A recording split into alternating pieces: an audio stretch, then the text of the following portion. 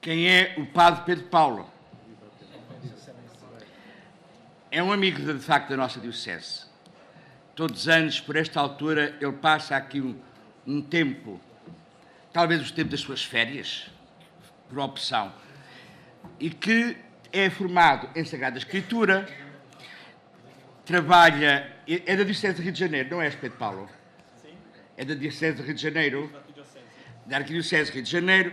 Ele faz imensas coisas, desde professor, desde aulas de formação na Diocese. Ele agora tem tido uma formação muito interessante sobre os ministros das Eséquias, não é? Isso, exatamente. No Brasil são leigos que fazem os funerais. Os funerais. Ordinariamente. Os padres também fazem, mas menos. É verdade, mas a raiz da sua formação é a Sagrada Escritura. Sim. Ele, há 2 anos, aqui em Santarém, ele deu um curso também para leigos sobre o Apocalipse. Não sei se está aqui alguém que tinha participado nesse curso. Estão aqui vários, estão. E as pessoas dizem-me assim, Padre Chico, é deslumbrante estar naquelas aulas. E, portanto, mesmo com o frio, às vezes, lá estavam. O Padre Pedro Paulo... O Padre Pedro Paulo vai, de facto, ajudar-nos hoje com esta conferência Quem é minha mãe e meus irmãos, a partir daquele colóquio que Jesus tem, com uma grande multidão de gente, e que a mãe e os irmãos vêm lá do norte, direito a Jesus, perguntar, pode buscar, mas eu não vou lhes falar mais. Padre Pedro Paulo, muito obrigado. Eu que agradeço. Bom dia a todos. Se houver problemas de compreensão, a culpa é do Padre Rui, tá? Do Padre Rui, foi ele que convidou um brasileiro para falar essa hora da manhã. Vou falar devagar, mas qualquer dúvida, basta que me interceptem e digam que não entenderam. Bem, essa manhã é marcada pelo Evangelho deste ano. Esse Evangelho vai nos acompanhar, começou a sua leitura no fim do ano passado e vai nos acompanhar até novembro deste ano. Ou seja, durante 3 anos, a Igreja nos coloca em contato com algo que é sua missão. Antes de voltar ao Pai, o Cristo disse, ide e anunciai o Evangelho. E a Igreja faz isso de modo ininterrupto há 2000 anos, em todas as línguas onde chegou. No mundo inteiro, onde a Igreja está dispersa, lá estão os Evangelhos sendo proclamados. E nós sabemos, se tivéssemos que fazer uma imagem, vocês imaginem o centro, uma cruz aqui no centro, e 4 câmeras voltadas para esse mistério. Elas falam desse único mistério sobre ângulos diversos, tendo, obviamente, fundamento comum. Tanto que os 3 primeiros evangelhos são chamados pela Igreja de sinóticos. Ou seja, que tem um único olhar sobre o Cristo de pontos de vista diversos. Por isso a Igreja todo ano é enriquecida. E é interessante, eu tinha um ano de padre, e meu pároco na época era um italiano, muito engraçado ele, e eu disse a ele, esse ano vou ter que falar a mesma coisa que falei no ano passado, não sei o que, é melhor mudar. E ele dizia, não, repita, as pessoas precisam que nós, todas as vezes que falamos do Cristo, repitamos. Por um motivo simples, ninguém nunca aprende de vez a lição. Ninguém sai da igreja dizendo, sei tudo agora sobre o Evangelho. Até porque saber do Evangelho supõe que ele esteja sendo vivido. O livro que está nas nossas mãos, na verdade, reteve uma experiência que todo domingo a igreja, graças ao Espírito Santo, a libera. Isto é, Cristo, Ele mesmo, propondo, falando, insistindo. E esse ano o Evangelho de São Marcos, uma das suas características é que ele nos permite, com ele, seguir Jesus na nossa condição real. Somos discípulos. Nós não somos na igreja outra coisa. Nós temos funções. Padres, bispos, papas, cardeais, catequistas, o que vocês quiserem. Mas se nós, e o bispo disse isso do início da sua fala, usando Agostinho, mas se nós nos perguntássemos quem somos na igreja? Discípulos. Por isso o Evangelho de São Marcos é um grande manual do discípulo. Vamos falar sobre isso. Não falarei nada de novo, mas somente... eu tenho 1 hora, é isso, Padre Ruivo? 45 minutos. Ei, Jesus. Então já acabamos. Louvado seja nosso Senhor Jesus Cristo. Dá para enxergar com a luminosidade? Eu não sei se o fundo foi feliz. Bem, a minha proposta teórica, e vou ser breve nas primeiras partes para ir direto ao Evangelho, é lembrar uma coisa. Não somos leitores individuais da Bíblia. Esse perigo entrou na história do cristianismo com o protestantismo. E é interessante, por mais que eles digam isso, os pastores controlam bem seus fiéis no mundo protestante, quando não deveriam. A proposta em que Lutero se enfiou, se engendrou, era aquela proposta do século XVI. Cada um com a sua razão. Ninguém deve dizer o que você deve pensar, o que deve fazer. Só você, autônomo, é que deve dar as leis da sua razão. Como se disséssemos, eu e o Evangelho. Nada de tradição, nada de igreja, tudo é externo. É você e o Evangelho. Nós, católicos, não admitimos esse princípio, mesmo porque a fonte das Escrituras é a igreja.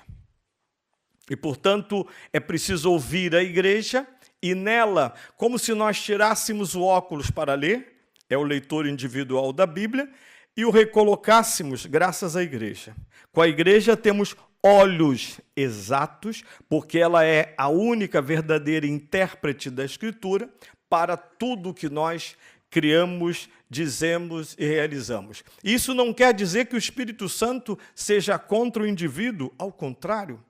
O que o Espírito Santo nos impede é de sermos uma igreja individualista.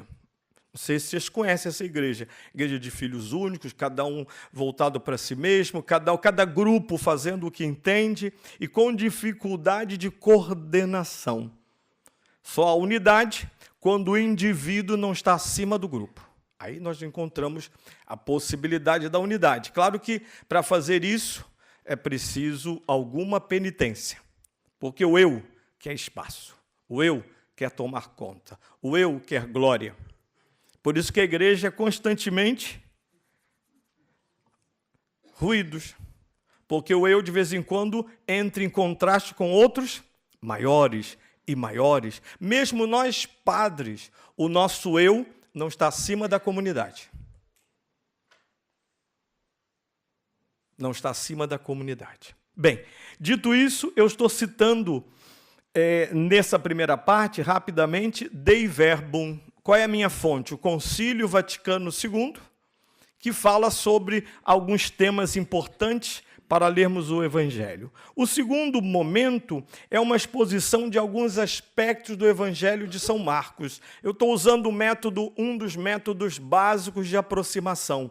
Nós nos aproximamos do que queremos saber, do particular para o universal ou do universal para o particular. Eu vou me aproximar do todo do Evangelho de São Marcos para chegar, então, espero, ao capítulo 3, versículos 31 a 35. Acho que todo mundo trouxe sua Bíblia, não é verdade? Não tem católico sem Bíblia, tem? Todo mundo trouxe sua Bíblia, vão consultá-la, mesmo que seja no celular, no aplicativo, para nós podermos avançar. Falou em curso de formação? Bíblia embaixo do braço. Que aí começa o negócio. Como disse o Padre Rui, nós, colegas biblistas, puxamos a Bíblia para o nosso lado. Tem que ser assim. Bem, quais são os passos? O livro, características literárias, o plano, a teologia, Jesus de Marcos e o discípulo de Jesus, e, por fim, Marcos 3, 31 a 35, quem é minha mãe, quem são meus irmãos, no contexto mais amplo de 20 a 35, Jesus em polêmica. E, por fim, se lá chegarmos, a identidade messiânica de Jesus e o absoluto da vontade de Deus. Bem, Nós estamos DV, significa Dei Verbum, que é a constituição dogmática do Concílio Vaticano II sobre as Escrituras e sobre a revelação, nos parágrafos 17 a 20. Só para lembrar coisas básicas, que toda a Escritura é virtude de Deus, porém, de modo eminente, os escritos do Novo Testamento. Então, nós cristãos, se tivéssemos que nos perguntar por onde começo a ler a Bíblia, eu que devo ler a Bíblia diariamente? Pelo Novo Testamento. Não posso morrer sem ter lido pessoalmente várias vezes os 4, porque a igreja nos faz escutá-los durante toda a vida. Se eu vou à missa há 40 anos, quantas vezes eu ouvi o Evangelho de São Marcos, aritmética bíblica? No Brasil, eu fico muito irritado, porque o Brasil está se tornando protestante, para nossa desgraça. E eu fico me perguntando, essa gente ouviu a Bíblia a vida inteira. Aí sai da igreja católica para ouvir a Bíblia em outro canto. É estranho, né? Mas é algo que provavelmente todos temos que estar atentos sobre o lugar da palavra de Deus na nossa formação. Eu vou passar adiante, só lembrando esses elementos, senão eu não chego ao que interessa. Cristo no centro, razão da importância dos 4 evangelhos, todos esses elementos que constituem a alma dos evangelhos.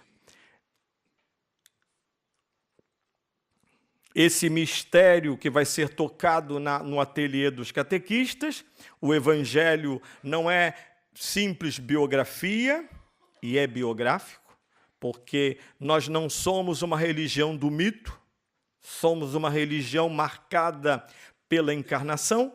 O Natal, para além do bolo rei, etc., o Natal é o grave anúncio que recebemos que o Verbo se fez carne. Portanto, não era uma vez Jesus de Nazaré. Os evangelhos devem garantir isso na sua escuta, proclamação e vivência. Por isso, o concílio diz: os escritos do Novo Testamento são um testemunho perene e divino de todas estas coisas. Dei Verbum 18 é um outro tema importante, a origem apostólica dos evangelhos. Por isso disse no início que é a igreja a mãe da Sagrada Escritura, entendida no sentido que os apóstolos foram, na primeira parte de sua vida, arrastados atrás de Jesus, vendo muita coisa que não entendiam. Às vezes na igreja ocorre isso, né?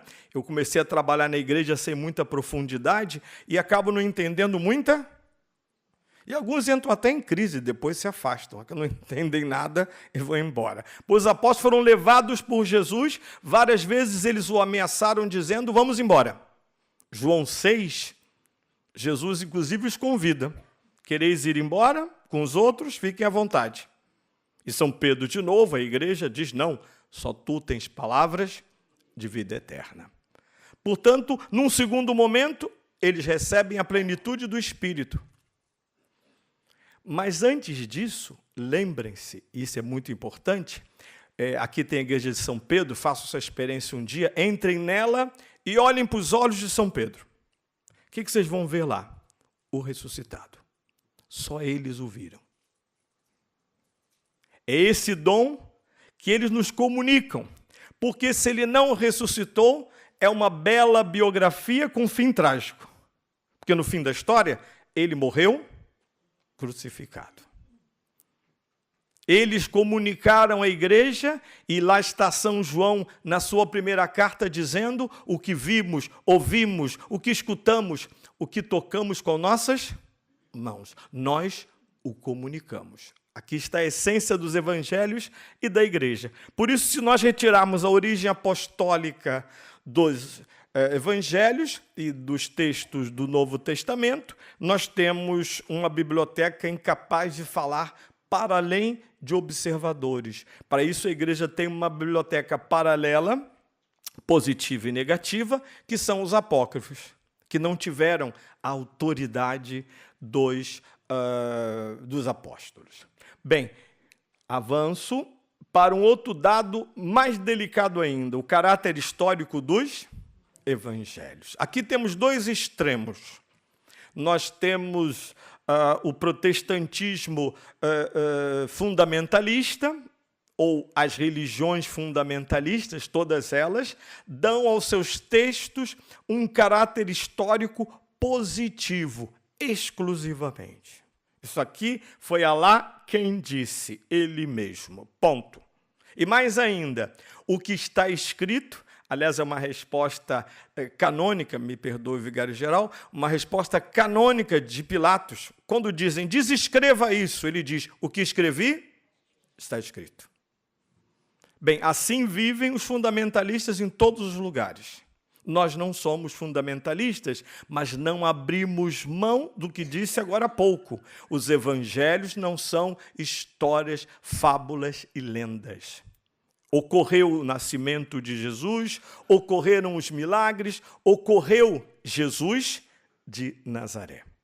Por outro lado, quem tem a graça da missa semanal está ouvindo a luta entre Saul e Davi. Muito interessante. O Davi é um homem simples, um bom guerreiro, mas não é um teólogo. No entanto, o tempo todo, Davi faz discursos teológicos. Ontem mesmo fez um longo discurso sobre o rei ungido.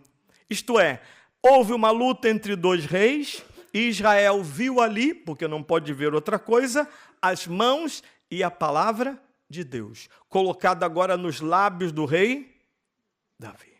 Jesus é a palavra que dá contexto a tudo o que ocorria, e o evangelho está dividido assim, da Galileia, a Judéia, e na Judéia, Jerusalém, que será o seu palco principal de pregação e milagres, e, sobretudo, da sua paixão, morte e ressurreição.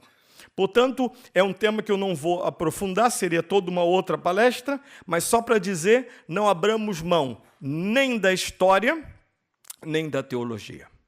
No campo bíblico, Padre Ruivo pode endossar isso, essa luta não existe. Essa luta não existe. Essa luta só existe para fundamentalistas, que abrem mão dos significados para ter a certeza de um texto que está no lugar de uma pessoa. Por isso eu avanço nesse sentido e, obviamente, esse material existe, se alguém depois o desejar, Padre Ricardo pode enviar aos seus endereços eletrônicos para uma leitura mais pessoal. Bem, chegamos ao Evangelho de São Marcos. O que dizer dele? Primeiro, já sabemos todos, somente 16 capítulos. Contra 28 de São Mateus, contra 24 de São Lucas, contra 21 de São João. Portanto, sabemos que esperamos de São Marcos o que os ingleses chamam de quickly, rápido. Ele parece um jornal desses que as notícias chegam densas, mas não demoram. Marcos não para. Dizem, e é verdade, que Pier Paul Pasolini, que foi um cineasta e escritor italiano, desejando falar de Jesus, escolheu São Marcos. E perguntaram-lhe por quê. Ele disse, eu quero uma história moderna, rápida, em que tudo... E ele pedia aos atores que fizessem tudo correndo. Porque em São Marcos as coisas vão assim, rápido, não superficiais, rápidas. E eu quero lembrar isso aos mais velhos, que às vezes brigam com a velocidade. Os jovens estão envolvidos nessa cultura, densidade e rapidez. Nós temos que garantir a densidade e não brigar com a rapidez, porque a tecnologia veio para acelerar. Eu não preciso estar atrás dela, mas ela está aí, ela constitui uma cultura onde nós, adultos, o que temos que garantir, se temos profundidade. Portanto, sermos assertivos e sermos breves e sermos rápidos e, sobretudo, quem acompanha a gente que anda depressa, olha lá na frente. Às vezes eu vejo as mães com as crianças, às vezes elas não se dão conta que a criança vai correr. E a criança já correu e já caiu. Ela tinha que ter um olhar um pouquinho mais para frente. É assim que nós temos que lidar hoje com a juventude envolvida na cultura da tecnologia. Eles vão voar. Ótimo. Que voem na direção certa. Ah, mas não podem voar, acaba com o celular, não precisa de Facebook, as redes sociais. Esqueçam esse discurso. A velocidade está aí e não vai parar. Cabem às bibliotecas ambulantes acompanhá-los, estar à frente deles. E eu acho que os adultos têm essa capacidade e, quem sabe, até esse dever. Bem, São Marcos está ali breve, ele não foi apóstolo, ele e São Lucas constituem 2 evangelhos de autoridade apostólica, sem estar na lista dos 12. João Marcos, o menino que está desde o início envolvido com Jesus. Segundo tradição, o cenáculo é propriedade de sua mãe. Por isso é estranho que na paixão Jesus não dê nomes. Diz assim, vai em tal lugar, diz a um tal fulano que eu preciso da sala. Como assim? É gente dele. Aquela sala está à disposição de Jesus e dos seus discípulos, dos apóstolos. João Marcos está envolvido nisso. João Marcos vai ondular entre 2 apóstolos. O 13º, São Paulo, com quem ele vai também peregrinar e aprender. E, por fim, quem vai a Roma, encontra lá no centro, perto daquele prédio famoso, esquisito, né? O Altar da Pátria, encontra uma igreja dedicada a São Marcos no centro de Roma. Antiquíssima.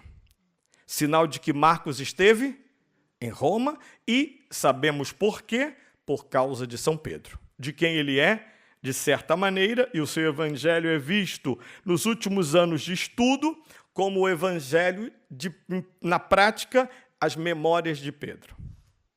Não por acaso, o Justino, no início da igreja, descrevendo o domingo, diz, eles se reuniam no dia do sol para ouvir a Torá, é claro, mas também a memória dos apóstolos, ou seja, os evangelhos.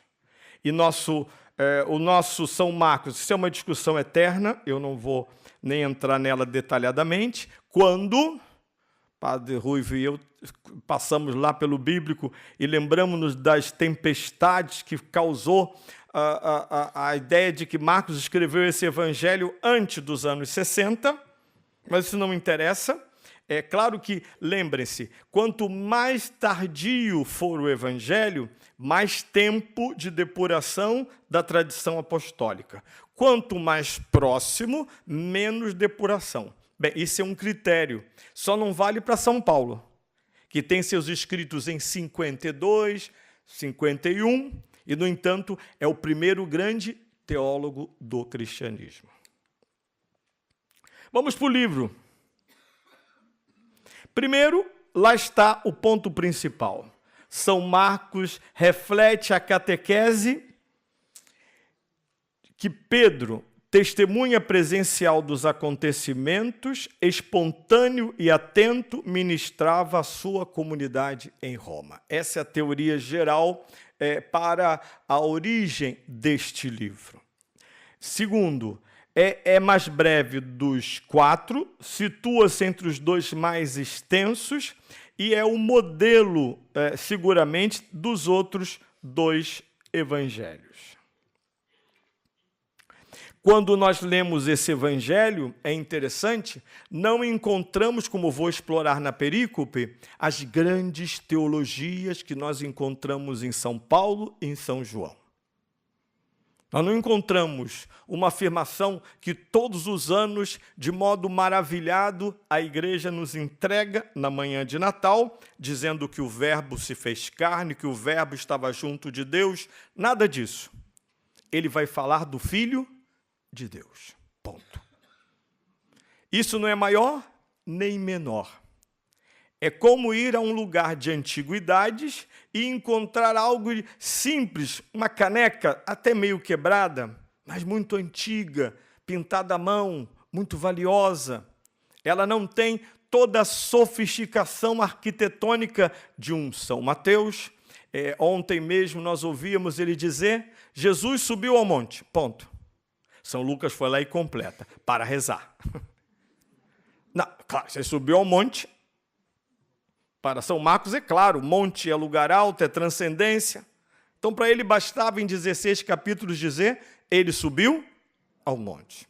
No ano que vem, alguém completa, para rezar, depois desceu, depois... Não, São Marcos diz, subiu ao monte, desceu, chamou, eles vieram, para que vieram. Ponto. É assim que São Marcos funciona. Provavelmente porque, lembrem-se, ele está ouvindo as catequeses de um pescador. Ele não está ouvindo a teologia do poliglota São Paulo. Ele está ouvindo o encanto, a paixão de um pescador falando de Deus. Isso é o Evangelho de São Marcos. Por isso, esse ano temos que estar muito atentos, porque ele é simples, e os simples escapam.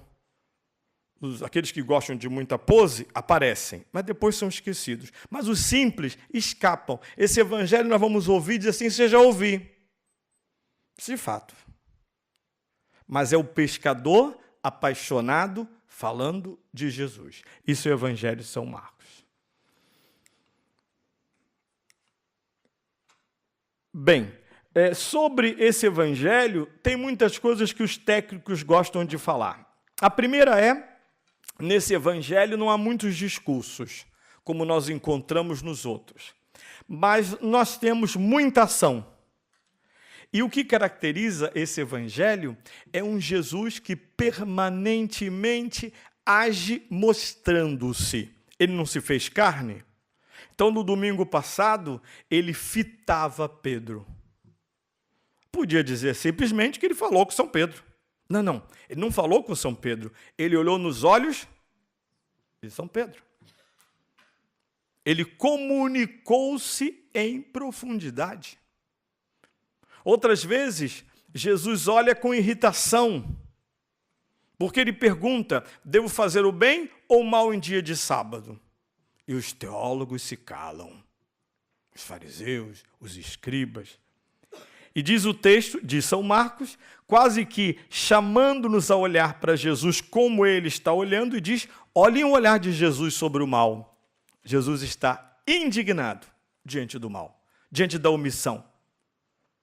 E, por fim, cura aquele homem, porque ele não se deixa submeter ao mal. Portanto, um evangelho que, mesmo diminuto, mesmo quase resumo dos outros, que, na verdade, os outros é que são extensão dele, ele nos presenteia um Jesus em ação e um em Jesus, me permite essa palavra que eu não gosto muito, mas pode ser útil, um Jesus em todas as suas emoções. Não encontrareis isso em São João. São João jamais vai dizer que irritou, não irritou. São João apresenta um Jesus que fala. Vocês imaginem, 13 a 16, 3 capítulos, à mesa, Jesus falando, sem ficar rouco, falando, discursos de adeus, até começar a paixão lá no 18. Ainda termina com uma oração que é um capítulo inteiro. Marcos não. Marcos quer que colhamos Jesus no seu movimento. Vocês sabem que isso é uma técnica de políticos. Vocês sabem? Os políticos aprenderam isso com Jesus. Na época das eleições, eles aparecem com um sorriso, tem foto, tem mídia só para isso. Eles dizem, vote em mim, eu vou ajudar-te. Ele fala assim, olhando para nós, sem vergonhas, né? Pelo menos no Brasil. Então as pessoas acreditam naquela emoção. Ainda dizem assim, ele é sincero. Ainda dizem, eu acredito nele, então vai, sigam. Né? Marcos oferece um Jesus o tempo inteiro em contato comigo. Eu vou à missa esse ano e vou ser olhado por ele, e aviso, nem sempre com gosto. Jesus é livre, nem sempre ele vai dizer, minha querida catequista, ele vai dizer, você está fazendo um péssimo trabalho, minha filha. O pároco não diz que não quer perder catequista, são poucas. Mas Jesus diz isso toda hora. Diz aos padres, não vou dizer ao bispo, que eu não sou tão ousado assim. Vou falar no meu nível, na minha classe. De vez em quando ele olha para nós e diz, está fazendo um péssimo trabalho. Muda, converta-se. É bom que esse ano São Marcos nos chama a atenção para isso. Jesus está olhando e falando comigo. No conjunto da Assembleia, da Igreja, da história. Como ele mesmo, né? Vamos avançar, porque meu tempo passa. Isso é interessante. Dizem, volta. Dizem, e é verdade, que São Lucas ocupa-se de modo primordial pela mãe de Jesus. É verdade. Mariológico, se nós tivéssemos que usar essa expressão. Mas veja que interessante. Marcos 6:3, né, fala do filho de Maria. E é uma citação única, o filho de Maria. Isso no contexto do capítulo 6 tem um significado, mas só para lembrar que em todos os evangelhos, independentemente da sua extensão, lá está toda a verdade da revelação. Toda. Quem mais, quem menos. Aqui. Bem, qual é o plano de... Quando eu abro um livro, o ideal é que eu tenha as características desse livro, além das estratégias que eu acabei de colocar. Mas o livro tem uma estrutura. E a estrutura é o mapa do livro, né? A geografia literária. Um prólogo, que vai desde o epíteto, início do Evangelho de Jesus Cristo, Filho de Deus, até os dois momentos mais importantes que nos interessam, o batismo e tentações e início da missão. Depois, nós podemos dizer que esse evangelho, segundo todos os autores, Padre Rubens me alimentou de bons comentários, a maioria dos autores concorda que nós temos duas grandes partes. Vocês sabem, entre exegetas é assim. Jesus disse, se dois estiverem de acordo na terra, não é? Vão receber uma graça. Exegeta não recebe essa graça, porque não existe exegeta de acordo com outro, cada um tem sua teoria. Mas de vez em quando eles aceitam, fazem um consenso e dizem, isso aqui nós aceitamos. Todo mundo aceita, que estuda São Marcos, que ele tem uma divisão que vai do 1 até o 8, e por que o capítulo 8? Todos os evangelhos, de certa maneira, têm essa divisão. Quando Jesus faz o primeiro anúncio da sua paixão, ali muda tudo. É como se os padres convidassem as catequistas, os agentes de liturgia, e dissessem, olha, vocês vêm comigo que vocês vão ser crucificados, tá? Vocês ficavam? Não. Se o pessoal sai só porque se chateia, imagina a cruz. Não é assim? Saí da igreja porque me chateei com o padre fulano. É? Adeus. Ele vai dizer pela primeira vez aos seus apóstolos, com todas as letras, eu vou, aliás, não vejo uma cruz aqui, eu vou para a cruz. Cruz para nós hoje é enfeite de ouro, brilhante, etc., de madeira. Mas cruz para os apóstolos era cruz credo. Não sei se em Portugal vocês falam isso. Cruz credo. Sai. Jesus estava dizendo algo inviável, impossível, insuportável, desanimador, só quer esvaziar sua paróquia falando de cruz, não é isso? Mas foi assim que o Evangelho termina a sua primeira parte.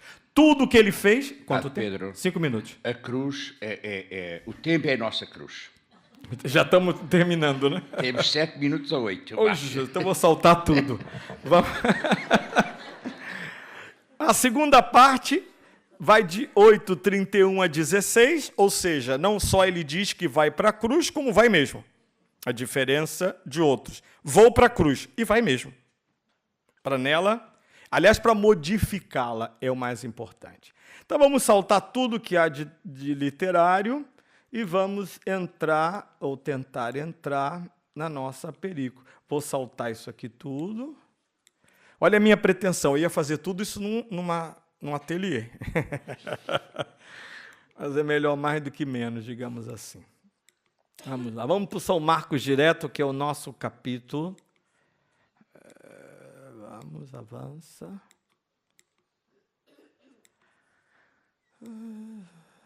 Ótimo. Marcos 3, 31 a 35. Quem é minha mãe e quem são meus irmãos?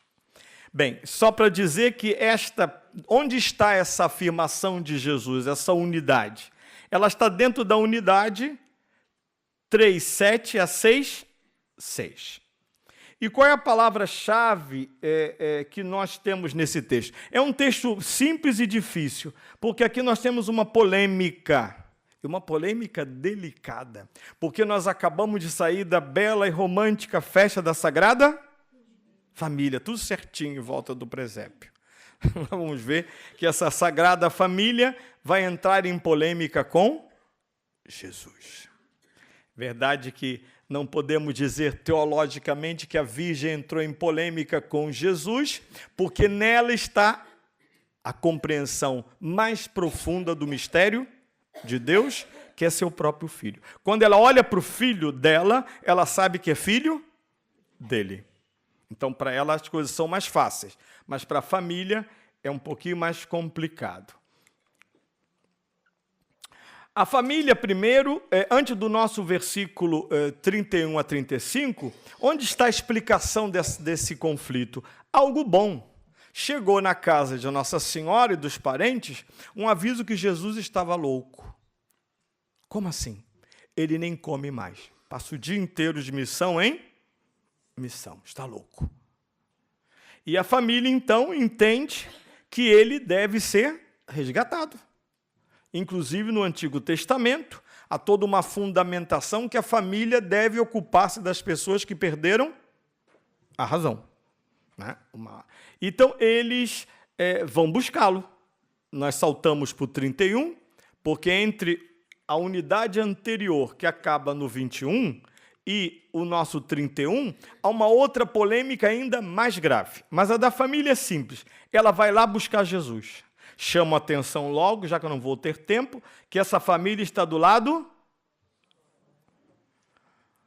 Quando nós vamos ao bar, quando vamos ao mercado, as pessoas falam dos padres, não falam? Bem e mal. Dos padres, da igreja. Mas muitas vezes eles estão do lado de fora. E é claro que é uma perspectiva sempre incompleta. Direito deles, mas é incompleto. Eles estão do lado de fora e mandam dizer a Jesus que ele venha para fora, saia da multidão e da companhia dos discípulos. De novo, o que eu disse a vocês? Vamos ler junto? Dá para ler? E percorrendo... Olha o colorido. Ele não disse, olha, gente, ele olhou para cada um. E depois soltou uma sentença que não é de filho mal criado. Porque nós sabemos lá no fim da infância de Jesus, nas duas situações, onde ele está no templo, lá aos 12 anos, a mãe diz, meu filho, você sumiu, todo mundo te procurando. Ele responde à mãe, não sabias que eu estava cuidando das coisas de meu pai? E o São Lucas continua dizendo, voltou com eles e lhes era submisso. Palavra difícil hoje em dia, né? Submisso. Está complicado. E lhes era submisso. Portanto, não é uma frase mal criada, é um princípio teológico. Minha mãe, meus irmãos, quem são? E olhando, indica a sua familiaridade. Antes desta luta, nós temos um outro elemento grave, e é importante enquadrar esta controvérsia com a anterior, que é mais grave. Os doutores de Israel dizem que Jesus é animado pelo espírito de Beelzebul. Isso é muito grave. Afinal, quem estamos seguindo? Porque se o espírito desse homem não é o espírito de Deus, ele é um falso profeta. É um homem perigoso, pode nos levar à ruína. Por que ser discípulo de um homem que não tem o espírito de Deus? Qual é a lógica da sua pretensão messiânica? Jesus responde a esses homens, não é objeto da minha fala, mas simplesmente dizer que com a resposta de Jesus, primeiro, é interessante, eles entendem que Jesus tem outra missão que não aquela que ele deve realizar. Segundo, ele está já ensinando aos apóstolos algo fundamental. Às vezes a gente se assusta. Quando eu leio os evangelhos, sobretudo de São Marcos, uma coisa me impressiona. Como as pessoas injuriavam Jesus. Como vinham a ele ensinar Padre Nosso ao vigário, a Jesus. E como nós nos ofendemos muito quando as coisas não são como nós? Quando o padre não me dá um bom dia sorridente. Bom dia, seja bem-vinda. Pronto. Eu não mereço isto. Ele mereceu. É injuriado o tempo? Falam mal dele. E quando puderam, cuspiram-lhe no rosto. Mas eu não. Eu sou uma pessoa muito importante. Ninguém pode falar nada contra mim, nem se opor. Todos devem aceitar o que eu? Ok. Escola de injúrias, sofrimentos e perseguição. Botei o texto só para vocês lembrarem. Tomai cuidado convosco. Só para lembrar. Jesus não mente. Ele sempre fala claro. Eu gosto quando ele diz assim. Santa Teresa dizia, se ele tratava assim os amigos, ele diz assim, olha, eu vos envio como ovelhas entre... Não é encorajador? A sorte que é como rebanho, tendo um pastor. Eu vos envio como ovelhas no rebanho, com o bom, mas sempre ovelhas diante de lobos. E não lobos vestidos de... que é péssimo. Por fim, qual é a mensagem desse texto? A identidade de Cristo. Quando ele diz, minha família, minha mãe, meus irmãos, ele está falando daquilo que ocorreu com a sua encarnação. Ele é a garantia e o elo de uma família que passou a não existir plenamente com o pecado original. Voltem ao princípio sempre. Tenham sempre o Gênesis na mão. Gênesis 3. Ali toda a água foi, quase toda, derramada. Quando a voz de Deus surge numa tarde, passeando pelo paraíso, homem e mulher se escondem. Se escondem porque aquela voz os perturba, os amedronta e, sobretudo, os acusa. Agora não. Entre nós está o Filho de Deus. Evangelho de Jesus Cristo, Filho de Deus. Por isso ele institui uma nova familiaridade. E é interessante, outra coisa que eu acho muito interessante, sem ofender as minhas queridas catequistas, mas no Evangelho de São Marcos tem um grupo que sempre diz que sabe quem é Jesus, os demônios. Vocês vão notar, todos estão sempre atrás de Jesus, parece a mídia da época. Tu és o Filho de Deus, tu és o Filho de Deus. Cala a boca, diz Jesus, cale-se. Estranho, né? Eles podiam proclamar também. Demônios não proclamam a palavra de Deus. É impossível. Então Jesus manda que eles se calem, porque evangelhos não podem se confundir com eles. Mas o resto não. Esse termo tem um significado coletivo e tem um significado pessoal. Em Jesus, esse significado é aquele começado em Davi. Lembrem de Davi, a quem Deus dirá, eu serei para ti um pai e tu serás para mim como um. Finalmente, essa palavra profética realizou-se. É Jesus de Nazaré. Por fim, essa palavra, para que eu não posso terminar sem chamar a atenção dela, qual é o critério da familiaridade nova? A vontade de Deus realizada em nossa vida. Ele diz, família, minha mãe e meus irmãos, sim, quem cumpre a vontade de Deus. E se alguém tiver dúvida sobre a vontade de Deus, Jesus não sai do meio da multidão e não vai atrás da mãe e dos irmãos. E o Padre Rúvio quer que eu termine. Isso. É isso mesmo. Jesus, portanto, dá prioridade à vontade de Deus. Bem, o resto fica para o próximo ano, na próxima formação. Obrigado.